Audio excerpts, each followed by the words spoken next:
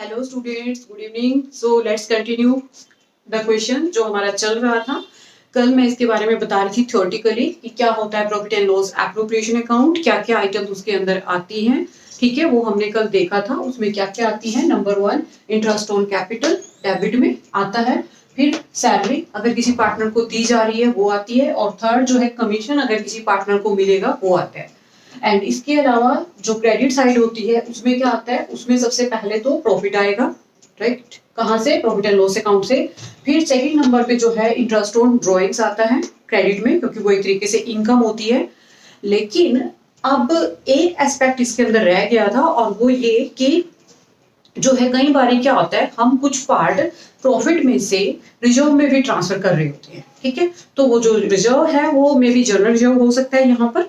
तो हम मान के चलते हैं भाई जनरल रिजर्व में फर्म क्या कर रही है, कुछ अपना फ्यूचर के लिए कुछ प्रॉफिट का पार्ट रिटेन करके रखना चाहती है या बचा के रखना चाहती है, इसलिए वो ट्रांसफर करेगी जनरल रिजर्व में। ओके, तो क्योंकि ये भी पार्ट एक तरीके से क्या कर देगा, प्रॉफिट को कम कर देगा। दैट्स वाई यहां पर वो आ जाएगा डेबिट में टू जनरल रिजर्व। ओके, लेकिन अब यहां पर एक खास बात नोट करने वाली है, और वो ये कि जब हम क्वेश्चंस करेंगे प्रैक्टिकल तो दो तरीके की सिचुएशंस आएंगी। कौन कौन सी? नंबर 1 कि वो बोलेगा कि हमने ना प्रॉफिट का 10% रिजर्व में ट्रांसफर करना है। तो राइट, लेट्स सी, एक एग्जांपल लेते हैं। मान के चलते हैं कि हमारे पास जो प्रॉफिट है यहाँ पर वो है 50,000। ओके, तो मैंने कहा कि वो क्या बोलेगा कि 10% ऑफ प्रॉफिट जो कि है हमारे पास अभी 50,000, उसका ट्रांसफर करना है 10% उस प्रॉफिट का किसमें? जनरल रिजर्व में। तो यानी कि अमाउंट हमारी कितनी आ जाएगी तब यहाँ पर? 5,000। राइट, लेकिन कुछ क्वेश्चंस में ये गिवन होता है दूसरा खास पॉइंट, उसको जरा ध्यान से सुनना।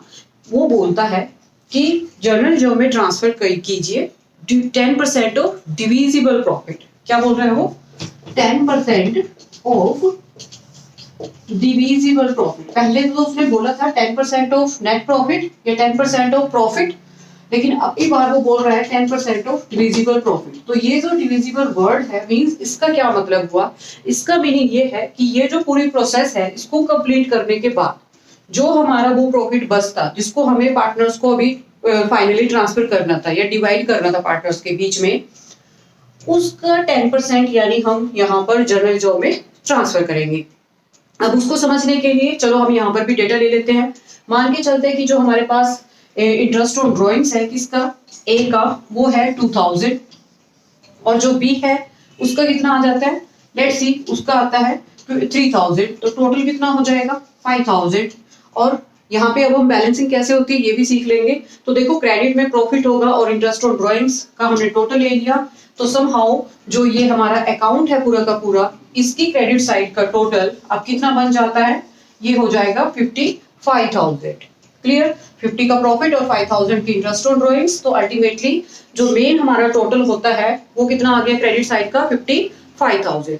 ये जो 55,000 का यहाँ पर टोटल आया है, इसी को हम इधर डेबिट में पुट करते हैं। तो ये लो, डेबिट में भी हमने पुट कर दिया कितना? 55,000। लेकिन अब हमारे पास लेट्स सी कि हम मान के चलते हैं, यहाँ पर भी हम डेटा ले लेते हैं। इंटरेस्ट ऑन कैपिटल मान के चल रहे हैं, यहाँ पर है 5,000 ए का, बी का है 3,000। तो कितना आ गया टोटल? ये हो गया 8,000।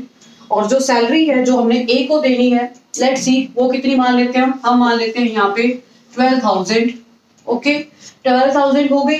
एंड देन उसके बाद कमीशन भी यहीं पे अज्यूम करके चलते हैं कि कुछ ना कुछ गिवन होगा, तो हो सकता है कि वो हमको कितना दे दे, यहाँ पे 10,000 उसका कमीशन आ जाए।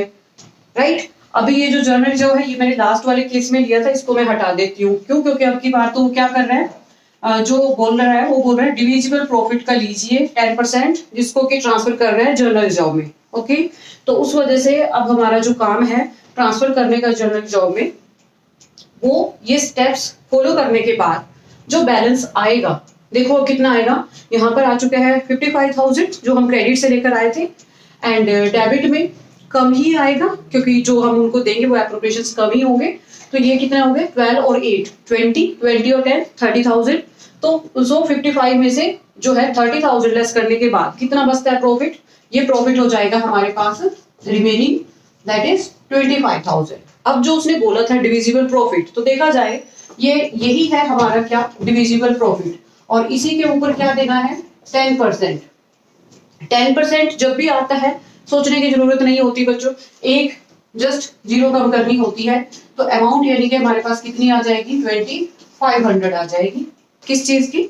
जो कि जनरल जॉब में ट्रांसफर करने की अमाउंट है। ओके, तो यानी अब हम 5000 जो पहले वाला हमने इसी क्वेश्चन में बल्कि इसी प्रॉफिट के ऊपर 50,000 में से 10% 5000 ट्रांसफर किया था, लेकिन अगर वो डिविजिबल के ऊपर बोलेगा तो हमने ये सब कुछ लेस, ये तो ऐड होगी, ड्राइंग तो ध्यान रखना, इंटरेस्ट ऑन ड्राइंग्स तो, बट ये सब कुछ लेस करने के बाद जो डेबिट वाले आइटम्स है जो फिर बचा है टोटल में से, ये लेस करने के बाद 30 कितना बचा 25,000, इसका 10% कितना बना है 2500, तो 2500 ही अब हमने यहाँ पर जर्नल जॉब में दे देना है। ओके, अब ये दोबारा से फिर हमें बैलेंस निकालना पड़ेगा इस साइड का, क्योंकि जब हमने निकाला था 25 तब तक ये तो नहीं था, अब ये भी आ गया है, तो अब थोड़ी ना 25,000 बैलेंस बचेगा इस साइड में। इस साइड में अब कितना रह गया, ये बच गया हमारा 22,500। ओके, ये क्या चीज है, ये वो बैलेंस है जो अल्टीमेटली नेट प्रॉफिट में से सभी पार्टनर्स को इंटरेस्ट ऑन कैपिटल, सैलरी और कमीशन देने के बाद एंड उनसे इंटरेस्ट ऑन ड्रॉइंग्स लेने के बाद and more over journal reserve में भी ट्रांसफर करने के बाद हमारा बचता है, एंड ये जाएगा पार्टनर्स के कैपिटल अकाउंट में, और कौन सी रेशो में, उनकी प्रॉफिट शेयरिंग रेशो में। ठीक है, तो यहाँ पर मैं इसको भी इधर लेती हूँ, थोड़ा सा यहाँ पे स्पेस की प्रॉब्लम आ गई, नहीं तो यहाँ लिखेंगे to profit transfer to capital accounts. Accounts plural लिखना है, क्यों? क्योंकि यहाँ पर टू पार्टनर्स या टू से ज्यादा ही पार्टनर्स आएंगे, इसलिए अकाउंट वर्ड नहीं लिखेंगे, बल्कि क्या लिखेंगे ट्रांसफर टू कैपिटल अकाउंट्स लिखेंगे। And more over let's see, यहाँ पर दो पार्टनर्स ए बी चल ही रहे थे हमारे, तो ए और बी में हम मान के चलते हैं कि उनकी जो प्रॉफिट शेयरिंग रेशो है दिस टाइम वो इक्वल है, या 1:1 है, या गिवन नहीं होता तो भी हम इक्वल मानेंगे, इक्वल मान के चल रहे हैं। तो 22,500 का जो प्रॉफिट आया रिमेनिंग, अगर हम उनकी इक्वल रेशो में उनको दें तो कितना आएगा हमारे पास, ये आ जाएगा 11,250। ठीक है ईच, तो 11,250 ये हम जो है हर पार्टनर के कैपिटल अकाउंट पे ट्रांसफर कर रहे हैं। इसके बाद फिर वो कैपिटल अकाउंट भी समहाउ हमें समझना है, नेक्स्ट वन। ठीक है, तो वो जो है फिर नेक्स्ट वीडियो में कवर करेंगे। फिलहाल जो है हमने क्या देखा है अभी तक, हमने इंटरेस्ट ऑन कैपिटल कैसे निकाला जाता है वो हम देख चुके हैं। देन उसके बाद हमने profit and loss appropriation account आज देखा है विद प्रैक्टिकल। मोरओवर इससे पहले इसकी जर्नल एंट्रीज भी कैसे होती थी वो भी हम देख चुके हैं। ठीक है।